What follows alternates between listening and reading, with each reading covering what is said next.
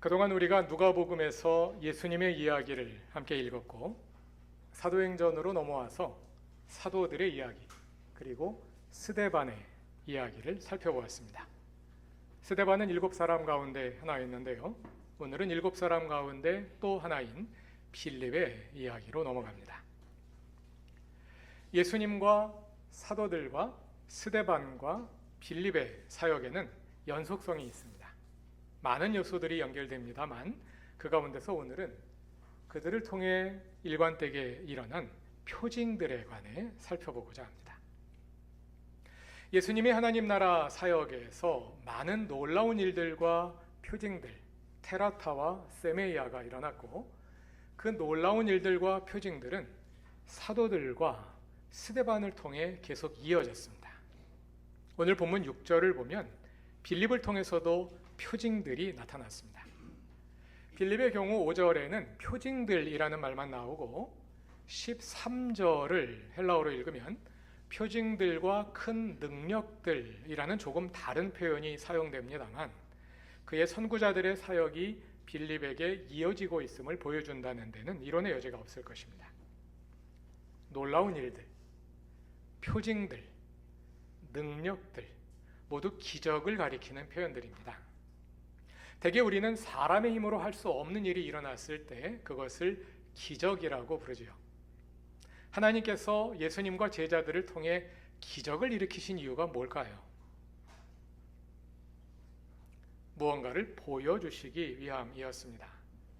기적 자체의 목적이 있는 것이 아니라 이 기적들은 무언가를 보여주는 표징입니다. 달을 가리키는 손가락과 같은 것입니다.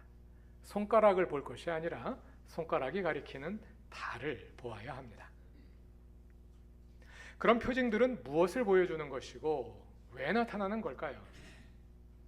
예수님의 사역의 근본으로 돌아가서 거기서부터 이해해 볼 수 있겠습니다. 예수님은 말씀과 행동으로 하나님 나라를 선포하셨습니다. 말씀으로 하나님 나라를 가르쳐 주셨고 그 하나님 나라가 실제로 여기에 와 있음을 행동으로 보여주셨습니다. 그 보여주신 내용 가운데 기적이 포함됩니다. 질병과 장애로 고통하는 사람들을 고치시고 배고픈 사람들을 먹이시고 사나운 풍랑을 잠재우시는 것과 같은 기적 행위들은 하나님께서 여기에 오셔서 다스리고 계심을 보여주는 표징이었습니다. 그러니까 보여주었다기보다 그냥 나타났다고 표현하는 것이 더 나을 수 있겠습니다. 하나님의 나라가 여기에 왔습니다. 하나님께서 여기에 오셔서 다스리고 계십니다. 그렇다면 그 다스림이 어떤 모습으로든 밖으로 드러나게 되겠지요. 그것이 기적 사건들입니다. 하나님께서 여기에 오셔서 하나님께서 다스리고 계시니 사람이 할 수 없는 일들, 평범하지 않은 일들이 나타나는 것입니다. 기적 사건들은 하나님 나라가 여기에 왔음을 보여주는 표징들입니다. 오늘은 이 표징들이라는 키워드를 중심으로 본문을 함께 읽어보고자 합니다. 지난 시간에 살펴본 바와 같이 예루살렘에서 일어난 박해로 인해 그리스도인들이 유대 지방과 사마리아 지방으로 흩어졌습니다. 그로 인해 비로소 예루살렘 밖으로 복음이 전해지기 시작했습니다. 사도행전 8장부터 11장까지는 그 흩어진 사람들을 하나씩 따라가며 복음이 사방으로 확산되는 모습을 보여주는데요. 그 가운데 가장 먼저 나오는 지역이 사마리아입니다. 사마리아 사람들은 같은 유대인이면서도 오랫동안 유대인으로 인정받지 못하고 배척을 당했지요. 누가복음은 사마리아 사람들에게 특별한 관심을 보이는데요. 특히 누가복음 10장에 나오는 선한 사마리아인의 비유는 사마리아 사람을 제사장이나 레위인보다 뛰어난 이웃사랑의 모범으로 제시합니다. 오늘의 본문도 흩어진 사람들의 이야기 가운데 가장 먼저 사마리아에 내려간 빌립의 이야기를 전해주고 있습니다. 사도행전 8장 5절과 6절을 다 같이 읽어봅시다. 빌립은 사마리아 성에 내려가서 사람들에게 그리스도를 선포하였다. 무리는 빌립이 행하는 표징을 듣고 보면서 그가 하는 말에 한 마음으로 귀를 기울였다. 빌립이 사마리아 사람들에게 그리스도를 선포했습니다. 그 선포에는 표징들이 동반되었습니다. 사마리아 사람들은 빌립이 전하는 말씀을 듣고 그가 행하는 표징들을 보면서 그의 말에 한 마음으로 귀를 기울였습니다. 이어지는 7절은 빌립이 행한 표징들의 구체적인 사례를 보여줍니다. 7절을 다 같이 읽어봅시다. 그것은 귀신 들린 많은 사람에게서 악한 귀신들이 큰 소리를 지르면서 나갔고 많은 중풍병 환자와 지체 장애인이 고침을 받았기 때문이다. 많은 사람에게서 귀신들이 쫓겨났고 중풍병 환자와 지체 장애인을 포함하여 수많은 병자들이 고침을 받았습니다.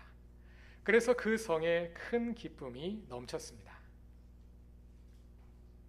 그런데 이렇게 빌립의 전도를 받고 복음을 받아들인 사마리아 사람들 가운데 다른 이들과는 사뭇 다른 관점을 가지고 접근하는 사람이 하나 있었습니다. 그는 시몬입니다. 구절을 보니 시몬은 대단한 마술을 행사하고 있었습니다. 11절을 보니 그런 일이 오랫동안 이어지고 있었습니다. 그래서 사람들은 그를 경이로운 눈초리로 바라보며 따르고 있었습니다. 우리가 보통 그를 가리켜 마술사 시몬, 서양에서는 시몬 마구스라고 부릅니다. 그러다 보니까 그를 타 종교의 무당과 같은 존재로 이해하기 쉬운데요. 본문을 잘 읽어보면 그는 하나님을 믿는 사람입니다. 10절에 그에 대한 사람들의 반응이 서술됩니다.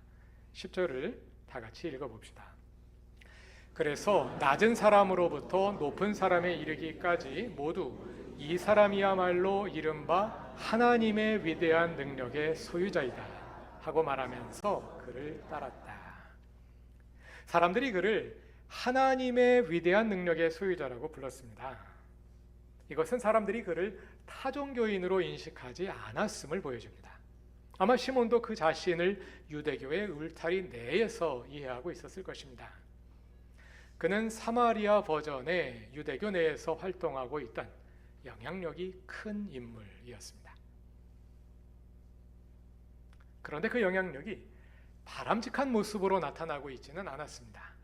9절을 다 같이 읽어봅시다. 그 성에 시몬이라는 사람이 있었는데 그는 마술을 부려서 사마리아 사람들을 놀라게 하며 스스로 큰 인물인 채 하는 사람이었다. 그는 스스로 큰 인물인 채 했습니다. 시몬은 마술을 부려서 사람들에게 능력을 과시하며 스스로 큰 인물로 자처했습니다. 시몬의 마술은 하나님 나라를 보여주는 표징이 아니었습니다. 오히려 그 모든 능력은 그 자신이 큰 인물임을 입증하는 수단이었을 뿐입니다. 그런데 13절을 보니 그러던 시몬이 빌립이 전한 복음을 받아들입니다. 놀라운 일이었습니다. 그러나 그의 믿음에는 무언가 이상한 점이 있습니다. 13절을 다 같이 읽어봅시다.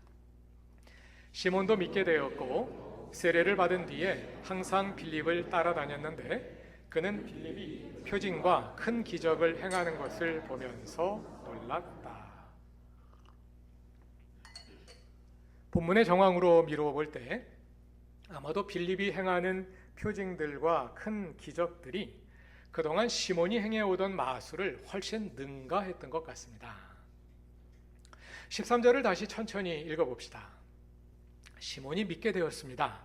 누구를 믿었을까요? 예수님을 믿었겠지요.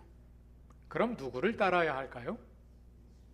예수를 믿는 사람은 예수를 따라 사는 사람입니다. 그러나 시몬은 예수가 아니라 빌립을 따라다녔습니다. 왜 그랬을까요? 뒤에 설명이 나오죠. 그가 빌립이 표징과 큰 기적을 잇따라 행하는 것을 보면서 놀랐기 때문입니다. 이것은 시몬이 지금까지 보여온 모습과 크게 다르지 않습니다. 교회의 지도자는 사람들로 하여금 예수님을 따르게 해야지 자기 추종자를 만들면 안 됩니다. 그러나 10절과 11절을 보니 사람들이 하나님을 따른 것이 아니라 누구를 따르고 있었나요? 시몬을 따르고 있었습니다. 그러던 그가 자기보다 능력이 뛰어난 빌립을 만났습니다. 그러자 이번에는 그가 빌립의 추종자가 되었습니다. 계속해서 단추가 잘못 끼워지고 있습니다. 마술로 자기 존재를 확인해 오던 시몬이 자기보다 더 뛰어난 능력을 행하는 빌립 앞에 세속적인 표현으로 납작 엎드린 것이죠. 이것은 그가 표징이 무엇인지 전혀 알지 못하고 있음을 잘 보여줍니다. 기적은 하나님 나라를 보여주는 표징일 뿐입니다. 그러나 시몬은 표징은 보지 못하고 기적만 보고 있었습니다.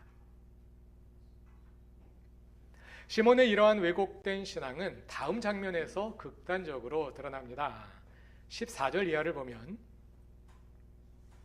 사마리아 사람들이 하나님 말씀을 받아들였다는 소식을 듣고 예루살렘 교회가 베드로와 요한을 보냈습니다.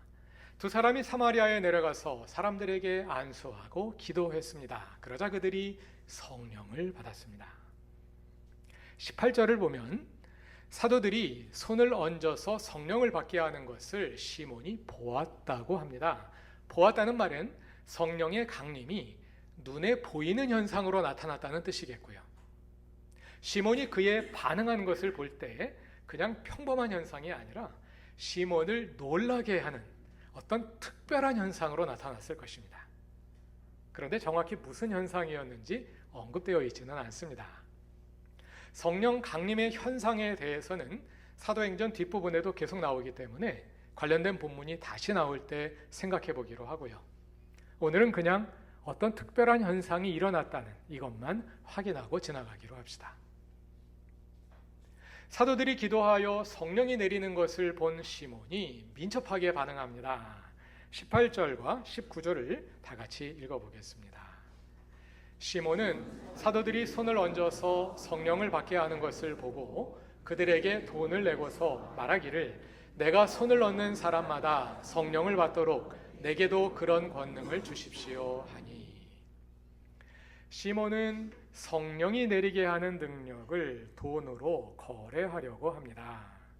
너무 어이없는 행동이면서 동시에 어디서 많이 본 듯한 행동이죠. 어쩌면 우리 안에서 일어나고 있는 충동일 수도 있습니다.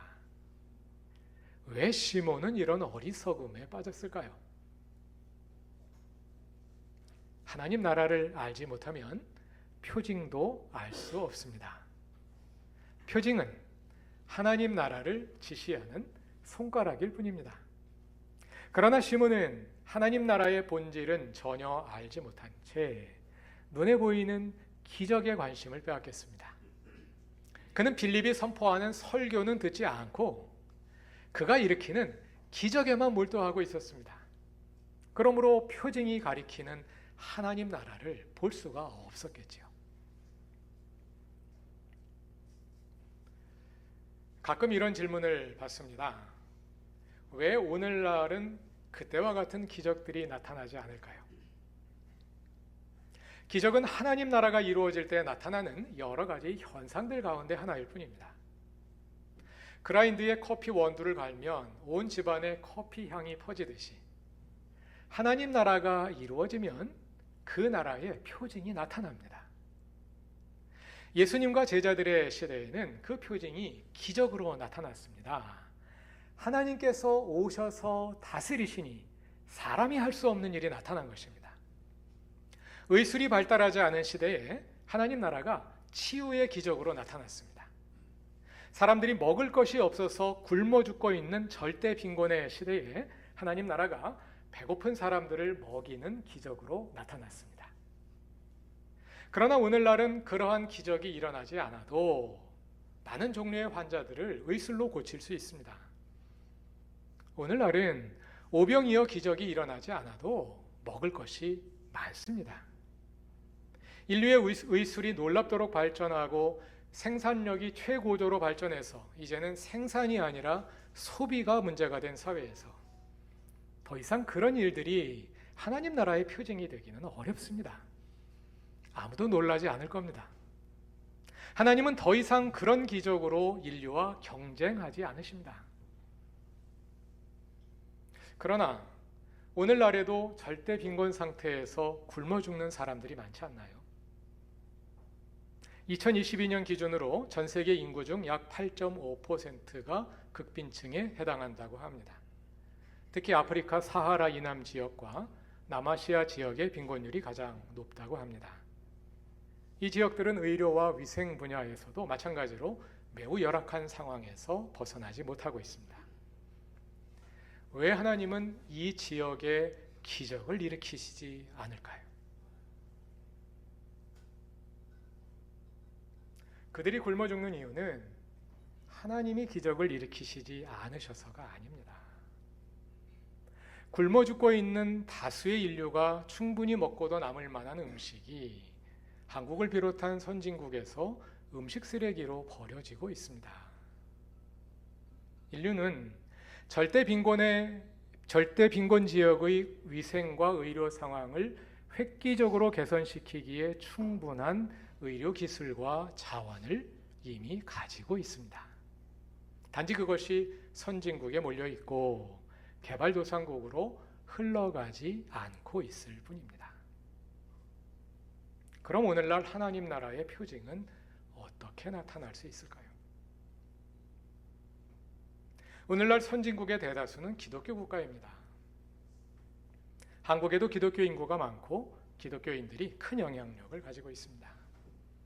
여기에 하나님 나라가 이루어진다면 그 표징이 가난한 나라 사람들을 먹여 살리고 병자를 고치는 기적으로 나타나지 않을까요?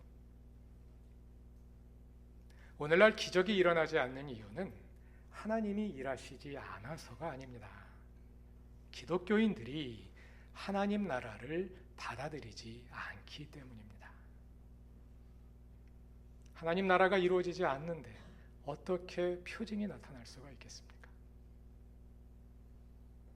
하나님 나라의 표징을 보고 싶어하고 그 기적을 나의 것으로 삼고 싶어하면서도 정작 하나님 나라를 기대하고 그 나라가 우리 안에 이루어지게 하지는 않기 때문입니다.